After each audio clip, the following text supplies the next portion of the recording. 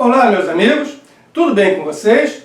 Hoje nós vamos falar sobre Agostinho, também conhecido como Santo Agostinho, pois ele é um santo, considerado um santo pela Igreja Católica Apostólica Romana.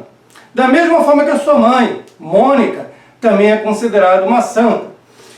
No caso dela, já que por meio das suas orações ela conseguiu a conversão do seu marido, Patrício, pai de Agostinho, que era considerado pagão, ou seja, ele não seguia os ensinamentos da igreja cristã, e no leito de morte ele se converteu ao cristianismo. Da mesma forma que Agostinho, já adulto, vem a se converter ao cristianismo. Então Mônica é considerada também uma santa pela Igreja Católica. Agostinho, ele nasce no ano de 354 e vem a falecer no ano de 430, então com 75 anos de idade. É conhecido também por Agostinho de Hipona, ou Aurélio Agostinho, ou também pode ser Agostinho de Hippo. Hipona, ou Hippo, é a cidade onde ele veio a falecer e onde ele atuou como bispo. O Agostinho, ele nasce na cidade de Tagaste. Nós estamos falando do norte da África. Na época, tudo parte do Império Romano. Agostinho só vem a se converter ao cristianismo no ano de 387.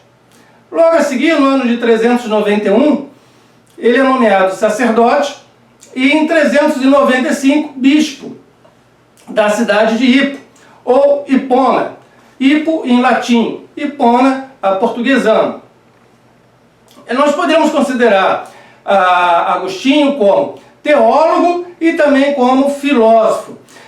Se bem que, se fôssemos perguntar ao próprio Agostinho, ele negaria isto.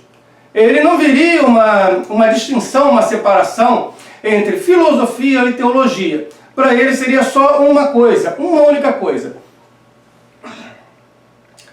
E ele, com certeza, é um dos fundadores da patrística, importante movimento de filosofia durante a Idade Média, que irá começar alguns anos após a morte de Agostinho. Vejam bem, como já explicamos em vídeo anterior, a patrística pode ser considerada como um movimento filosófico medieval. Então, nesse caso, ela surge com a Idade Média, ocupa a primeira metade da Idade Média, a Alta Idade Média, ou pode ser considerado como um movimento religioso apenas, composto por padres, sem a presença da filosofia, e alguns, por fazer isso, consideram o início da patrística junto com o cristianismo lá no século I, depois de Cristo. Se considerarmos a patrística como um movimento filosófico, então Agostinho passa a ter uma grande importância porque ele é o primeiro a introduzir a filosofia em pé de igualdade com a religião. Dentre as suas principais obras, porque veja bem, Agostinho é um autor profícuo, ele escreveu muito. Nós temos sermões, cartas, nós temos uma obra vastíssima e muito interessante de Agostinho, que vocês podem ler. Dentre os principais livros, poderia citar A Cidade de Deus, Confissões, Sobre a Trindade, o Livre-Arbítrio e Sobre a Doutrina Cristã. A Cidade de Deus e Confissões, como bem também o Livre-Arbítrio, todos esses 5 livros que eu citei são de leitura muito interessante, não só pelo prisma religioso, mas pelo prisma filosófico também. E gostaria de indicar 2 filmes, há 2 filmes na rede sobre a vida de Agostinho. Se fazendo uma pesquisa, você encontra. Também recomendo 2 filmes, televisão, cinema, que vocês encontram na rede. Um do ano de 1972, com 1 hora e 54 minutos, que é Agostinho de Hipona. E o outro, do ano de 2010, com 3 horas e 14 minutos, que é o Santo Agostinho. O nome pode mudar um pouquinho de acordo com a tradução, claro, mas não vai ser difícil encontrar filme, cinema, tá? Santo Agostinho, só tem esses dois, um de 1972 e o outro de 2010. Eu particularmente gostei mais do de 2010, mas os dois são interessantes, vale a pena serem apreciados. Agostinho, ele antes de se converter ao cristianismo, em 387, ele teve passagem por vários movimentos, ele sofre várias influências das coisas que estavam circulando na cultura local. Cabe citar, dentre outras, o maniqueísmo, o neoplatonismo, especialmente a partir do filósofo Plotino, o hedonismo, o ceticismo, que vinha a partir da Nova Academia, e o estoicismo.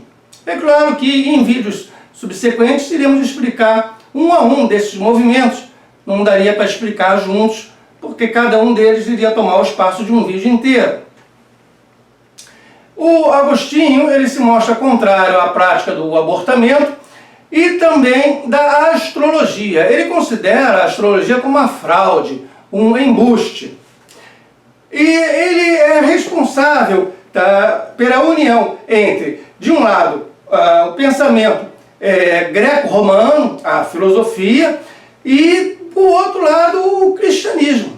No tocante à filosofia, por meio do neoplatonismo, ele nos traz uma vertente do Platão, o grande filósofo Platão, lá dos gregos antigos. E veja, o Agostinho há de ser muito importante em relação à introdução desse filósofo, reintrodução desse filósofo no mundo do Ocidente. Se diz, normalmente, que Agostinho cristianizou Platão e que, posteriormente, o Platão irá platonizar o cristianismo. Hoje, boa parte do cristianismo tem ainda uma influência muito forte deste filósofo. E ele, Agostinho, há de combater as heresias vigentes na sua época. Vou citar três. O maniqueísmo, do qual ele próprio fez parte antes de se converter, que ocupa o século 3 e 4. O donatismo, que ocupa entre o século 4 e 7. E o perazismo, que estará ocupando o século 5. Vou ter agora de explicar cada uma dessas três heresias e mostrar também a posição do Agostinho.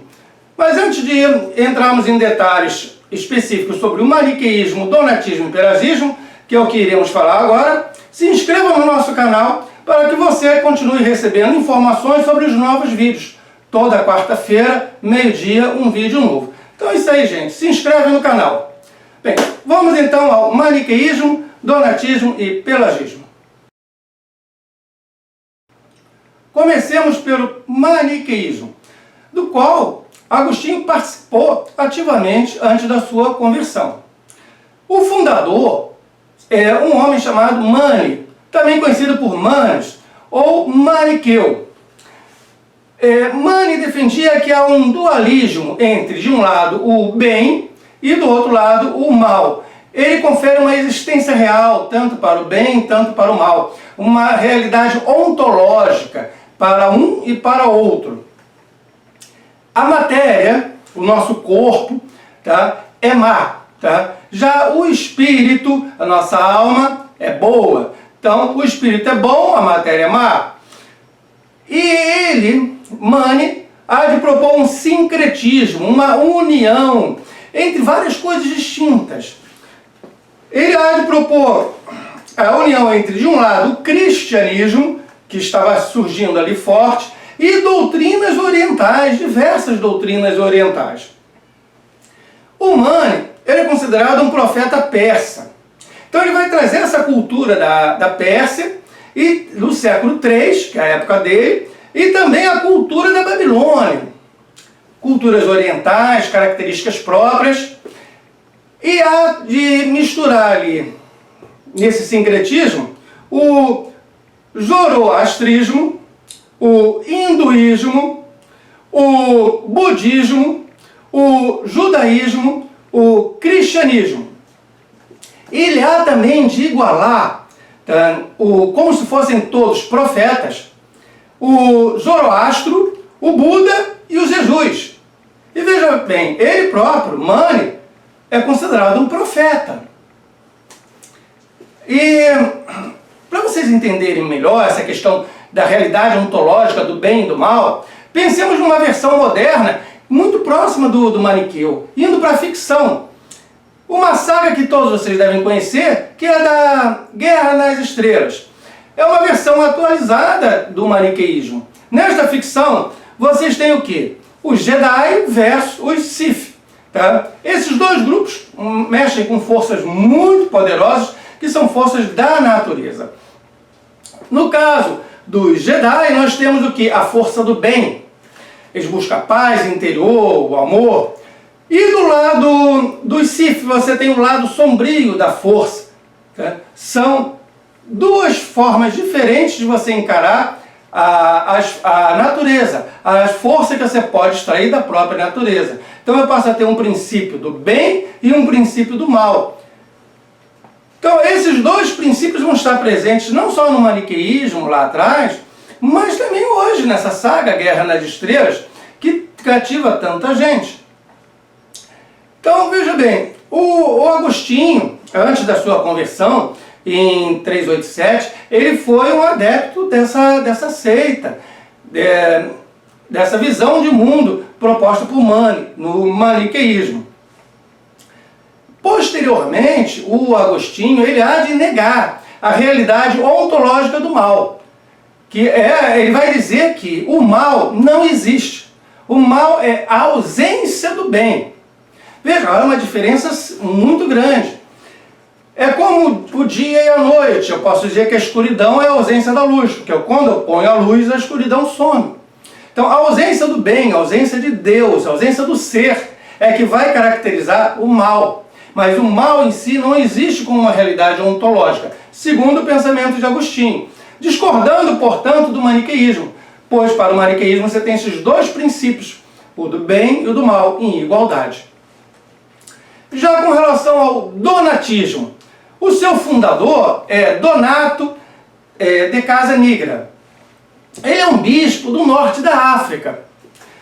O que ele defendia, basicamente, tem a ver com os sacramentos e com os sacerdotes da Igreja Católica Apostólica Romana.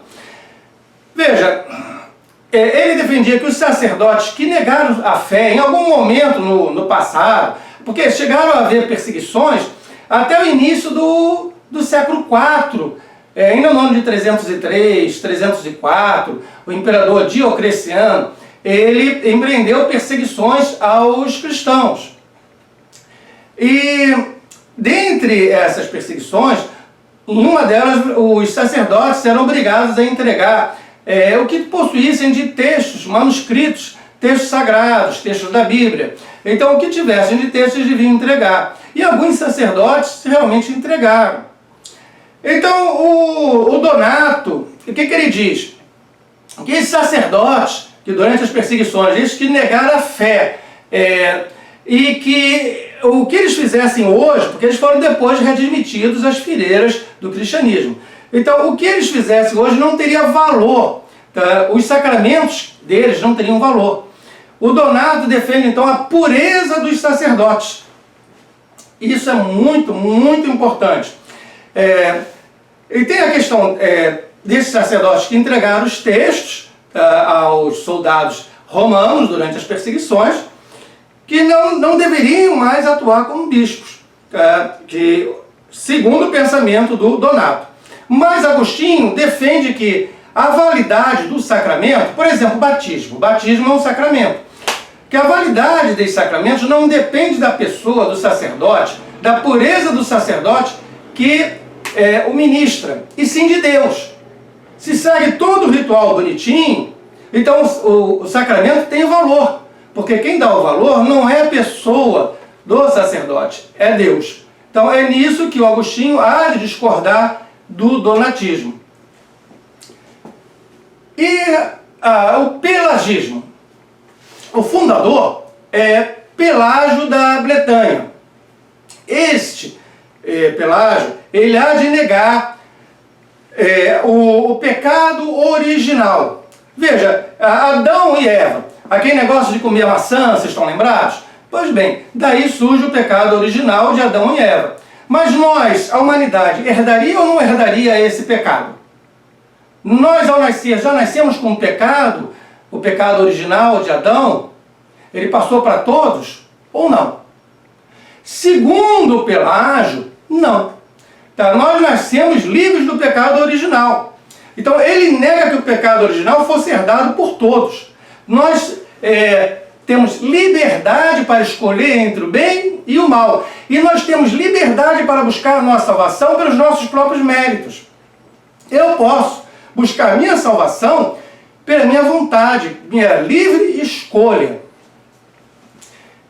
E sem nenhuma necessidade de intervenção divina. Não precisa Deus chegar aqui e efetuar algum tipo de milagre, alguma intervenção para que eu encontre o meu caminho diante da salvação. Não. Eu posso sozinho descobrir qual o caminho da salvação e seguir por ele.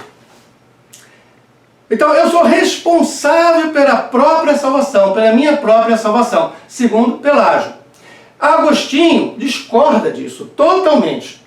Agostinho defende que o pecado original, ele é universal. Eu, você, todo mundo já nasce com o pecado original lá de Adão.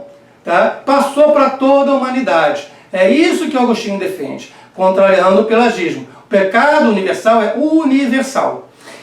E justamente pela universalidade do pecado original, eu não tenho condições de sozinho, pelas minhas próprias forças, buscar a minha salvação. Não tenho. Eu necessito da graça de Deus. A graça de Deus é importantíssima para eu encontrar o quê? A minha salvação. Sem a graça de Deus, sem essa intervenção divina, eu não consigo encontrar o caminho para a salvação. Então, são essas as três principais heresias que combate Agostinho e que ele vem a contrapor a sua argumentação. O maniqueísmo, que defende realidade ontológica entre o bem e o mal, e o Agostinho há de dizer o quê? Não, o mal não existe em si. O mal é a ausência do bem. O donatismo, que defende a pureza dos sacerdotes, aqueles que no passado negaram a fé, mesmo correndo risco de vida se aceitassem a fé, eles não podem mais continuar sendo sacerdotes da igreja. Eles não podem mais ministrar sacramentos, e seus sacramentos não têm valor. E Agostinho diz que não, que o valor dos sacramentos, como o batismo, provém de Deus e não da pessoa que o ministra. Se o ritual for correto, o sacramento tem validade, tem valor. E o pelagismo, ele coloca que o pecado original ficou restrito a Adão e Eva, não foi herdado pela humanidade e, portanto, eu, você, todos nós podemos buscar a salvação pelos nossos próprios méritos, sem intervenção divina. E Agostinho há de dizer o quê? Não, isso não é possível. O pecado original é universal, todos herdaram e há necessidade da graça de Deus para encontrar a salvação. Tudo bem, gente? Há muito mais coisa sobre Agostinho. Mas para o vídeo não ficar muito longo, faremos um outro vídeo na sequência, dando prosseguimento ao pensamento de Agostinho. Se você gostou, curte aí, compartilha, tá? E nos acompanhe. Olha, até mais e tudo de bom. Muito obrigado pela presença.